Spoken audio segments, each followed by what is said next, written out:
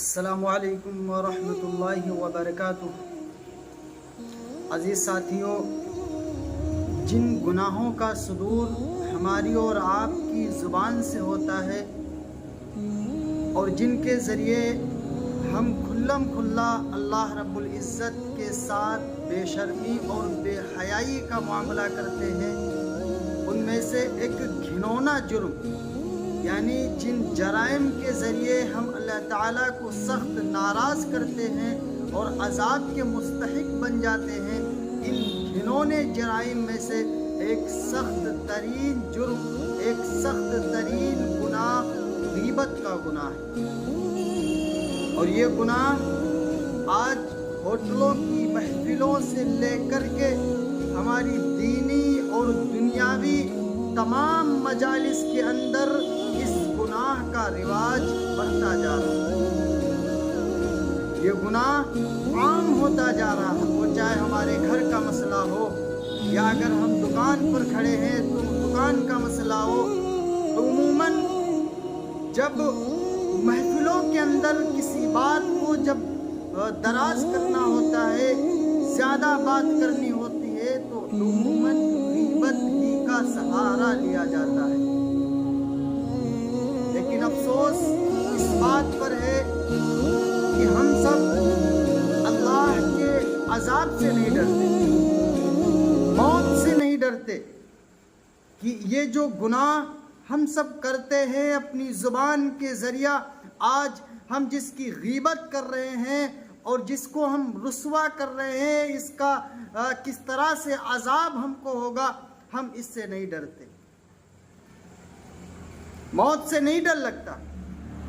قبر کے اندر جانا ہے، اللہ رب العزت کے پاس حساب دینا ہے، اور اس گناہ کی سزا اتنی سخت ہے کہ ہم اگر قرآن اور حدیث کی روشنی میں سنیں تو ہم توبہ کریں گے، ہم غور کریں گے، چیخیں نکل جائیں گی ہماری کہ اللہ اکبر، اس طرح کا گناہ ہم سب کرتے تھے۔ اس گناہ کی شناعت کے لیے، یعنی اس گناہ کے سخت برا ہونے کے لیے اللہ تعالیٰ کی یہی آیت کافی تھی۔ اللہ تعالیٰ نے قرآن مجید میں اس گناہ کی شناعت کو بیان فرمایا، یعنی غیبت سے روکتے ہوئے، متنبہ کرتے ہوئے اس گناہ کی شناعت کو، اس کی برائی کو بیان فرمایا۔ اللہ تعالیٰ نے فرمایا وَلَا يَغْتَبْ بَعْضُكُمْ بَعْضًا، کہ تم میں سے کوئی کسی کی غیبت نہ کرے، کوئی کسی کی غیبت نہ کرے۔ فرمایا أَيُحِبُّ أَحَدُكُمْ أَن يَأْكُلَ لَحْمَ أَخِيهِ مَيْتًا فَكَرِهْتُمُوهُ۔ اللہ تعالیٰ نے فرمایا کیا تم میں سے کوئی اس بات کو پسند کرتا ہے کہ اپنے مردار بھائی کا گوشت کھائے؟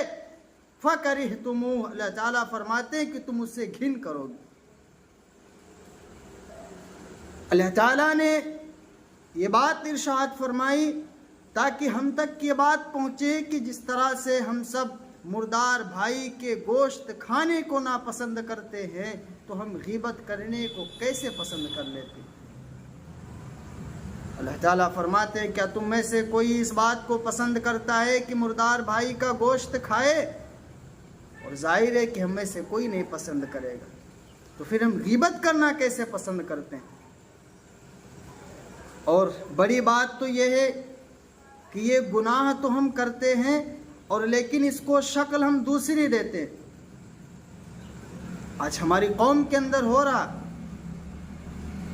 کہ اگر کسی کو غیبت پر ٹوکا جائے کہ تم نے یہ برائی کی ہے، تم نے یہ غلط کیا ہے، تو کہتے بھائی یہ برائی کہاں۔ اس سے اگر کہا جائے کہ تم نے غیبت کی، تو کہتے ہیں بھائی یہ غیبت کہاں، یہ تو اس کے اندر یقیناً ہے، یہ عیب تو اس کے اندر ہے، یہ غیبت کہاں سے ہو سکتی۔ آپ پہلے یہ سمجھیں کہ غیبت کہتے کس کو۔ آج جیسے ہم سب کہہ دیتے ہیں یہ غیبت کہاں، یہ تو برائی اس کے اندر ہے، میں اس کی حقیقت کو بیان کرتا ہوں۔ آج وہ لوگ سنیں جو حقیقتیں بیان کرتے ہیں، غیبت کہتے کس کو۔ حدیث میں آپ صلی اللہ علیہ وسلم نے ارشاد فرمایا أَتَدْرُونَ مَا الْغِیبَةُ، کیا تم سب جانتے ہو کہ غیبت کس کو کہتے ہیں؟ قالوا اللہ ورسولہ اعلم، صحابہ اکرام نے فرمایا کہ اللہ اس کے رسول صلی اللہ علیہ وسلم زیادہ بہتر جانتے۔ تو آپ صلی اللہ علیہ وسلم نے ارشاد فرمایا ذکرک اخاک بما یکرہ، کہ تمہارے بھائی کے لیے وہ بیان کرنا جو تمہارا بھائی ناپسند کرتا ہو، یہ غیبت ہے۔ یعنی کسی کے لیے یہ بیان کرنا جو اسے ناپسند ہو، آپ نے اگر وہ چیز بیان کی جو اس کو ناپسند ہو تو یہ غیبت۔ قیل افرأیت ان کان فی اخی ما اقول، حضور سے کہا گیا کہ یا رسول اللہ کہ اگر وہ چیز اس کے اندر پائی جاتی ہو جو میں بیان کر رہا ہوں، حضور نے فرمایا ان کان فی ما تقول فقد اغتبتہ، اگر وہ چیز اس کے اندر پائی جاتی تبھی تو غیبت ہے۔ وَإِن لَّمْ يَكُنْ فِي فَقَدْ بَهَتَّهُ، اگر وہ اس کے اندر ہے نہیں تب تو تم نے بہتان لگایا۔ آج ہم کہتے ہیں کہ بھائی ہم تو حقیقت بیان کرتے ہیں۔ آپ صلی اللہ علیہ وسلم نے ارشاد فرمایا کہ تمہارا اپنے بھائی کے لیے وہ بیان کرنا جو اسے ناپسند ہے، وہ چیز بیان کرنا جو اسے ناپسند ہے، یہ غیبت ہے۔ صحابہ نے پوچھا یا رسول اللہ اگر وہ یقیناً اس کے اندر وہ چیز ہے، حضور نے فرمایا کہ اگر ہے تبھی تو غیبت ہے، اگر ہوتی نہیں تب اگر تم بیان کرتے تب تو تم نے بہتان لگایا اس پر، اور یہ بہتان اس سے بھی بڑا گناہ۔ اس لیے میرے عزیزو، اس گناہ سے ہمیں اور آپ کو بچنا ہے، اور اس گناہ سے بچنے کے بہانے میں ایک اور ہم تعویل کرتے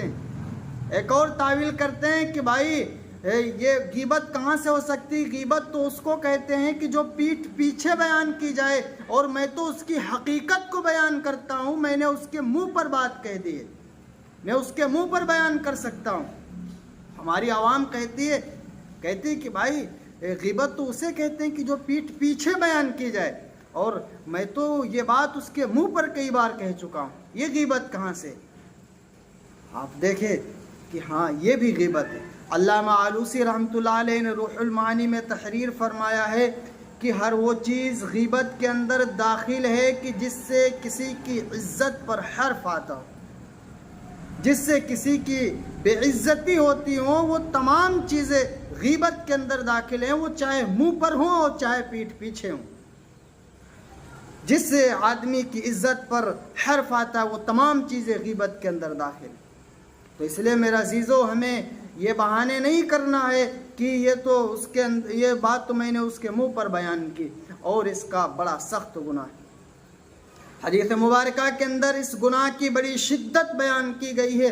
اللہ کے نبی کریم صلی اللہ علیہ وسلم کا ارشاد ہے کہ جس وقت حضور معراج پر تشریف لے گئے اور جہنم کے معائنے کے دوران حضور نے دیکھا کچھ لوگوں کو کہ وہ لوگ مردار کھا رہے تھے، تو حضور نے دریافت کیا جبریل امین یہ کون لوگ ہیں کہ جو مردار کھا رہے؟ تو جبریل امین نے فرمایا کہ یا رسول اللہ ہؤلاء الذین لحوم الناس، یہ وہ لوگ ہیں جو دنیا کے اندر لوگوں کا گوشت کھایا کرتے تھے، یعنی جو لوگوں کی غیبتیں کیا کرتے تھے۔ اور ایک حدیث میں آپ صلی اللہ علیہ وسلم نے ارشاد فرمایا کہ میں نے کچھ لوگوں کو دیکھا کہ ان کے ناخن تانبے کے تھے اور اپنے ناخنوں سے اپنے چہرے اور سینے کو کھرچ رہے تھے۔ میں نے پوچھا کہ جبریل امین یہ کون لوگ ہیں؟ تو جبریل امین نے فرمایا ہؤلاء الذین یأکلون لحوم الناس ویقعون فی اعراضہم، یہ وہ لوگ ہیں جو لوگوں کا گوشت کھایا کرتے تھے اور ان کی عزتوں کے پیچھے پڑا کرتے تھے۔ یعنی گوشت کھانے کا مطلب یہ ہے کہ جو لوگوں کی غیبتیں کیا کرتے تھے، یہ گناہ، یہ شدت ہے۔ اور باضابطہ ایک اور حدیث کے اندر ابو ہریرہ رضی اللہ تعالی عنہ سے روایت ہے، حضور صلی اللہ علیہ وسلم نے فرمایا کہ وہ لوگ جو دنیا میں اپنے بھائی کا گوشت کھاتے ہیں، کل قیامت کا دن ہوگا اور ان کے سامنے اللہ رب العزت اس کے بھائی کا مردہ گوشت پیش کریں گے اور اس سے کہیں گے کہ کھاؤ، تم دنیا کے اندر کھایا کرتے تھے۔ اور وہ کھائے گا، منہ بنا کر کھائے گا، چیکھے گا، لیکن اس کو کھانا پڑے گا۔ یہ چیزیں ہمیں حدیث سے ملتی ہیں۔ میرا عزیزو، یہ کا کم گناہ ہے کہ انسان کو قیامت کے دن غیبت کرنے والے کو اس کے مردار بھائی کا گوشت دیا جائے۔ یہ اس غیبت کی سختی ہے۔ اور ایک چیز اور، हुजूर सल्लल्लाहु अलैहि वसल्लम ने इरशाद फरमाया अल-गीबतु अशद्दु मिनज़ ज़िना, फरमाया कि गीबत ये ज़िना से बढ़ कर के गुनाह है, और ज़िना का गुनाह इतना सख्त है कि जब किसी सरजमीन पर जब ज़िना किया जाता है तो ज़मीन अल्लाह से कहती है, ए ज़मीन अल्लाह से कहती है, अल्लाह आप इजाज़त दे दे मैं फट जाऊँ, इसको निगल लूँ। जब किसी ज़मीन पर जब ज़िना किया जाता है तो आसमान कहता है, ए अल्लाह ये तेरा बंदा तेरा खाता है, तेरा पीता है और तेरी नाफरमानी ज़मीन पर कर रहा, मुझे इजाज़त दे दे मैं इस पर गिर जाऊँ। ये चांद सूरज सितारे ये सब उस शख्स के लिए पनाह मांगते हैं कि अल्लाह ये कितना सख्त गुनहगार है। ये गुनाह है ज़िना का, ज़िना करने वाले का ये सख्त गुनाह है और उस पर तमाम फरिश्ते लानत भेजते हैं। आप अंदाज़ा लगाएं कि अल-गीबतु अशद्दु मिनज़ ज़िना, कि गीबत तो ज़िना से बड़ा गुनाह है, तो गीबत करने वाला किस गुनाह के अंदर मुलव्विस होगा। और गीबत ये ज़िना से क्यों बड़ा है? ये ज़िना से इसलिए बड़ा है कि जो बंदा ज़िना करता है यकीनन बहुत सख्त गुनाह है, बहुत सख्त गुनाह है, अल्लाह ताला की सज़ा का मुस्तहिक बन जाता है।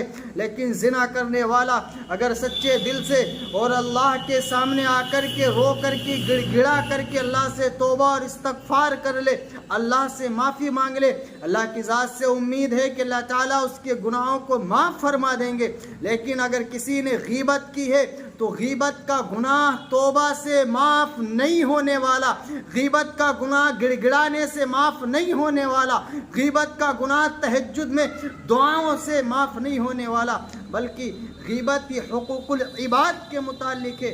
गीबत उस वक्त माफ़ होगी जिसकी गीबत की है, जब वो आपको माफ़ करेगा उस वक्त अल्लाह ताला इस गुनाह को माफ़ फरमाएंगे, वरना अल्लाह ताला इस गुनाह को माफ़ नहीं फरमाएंगे।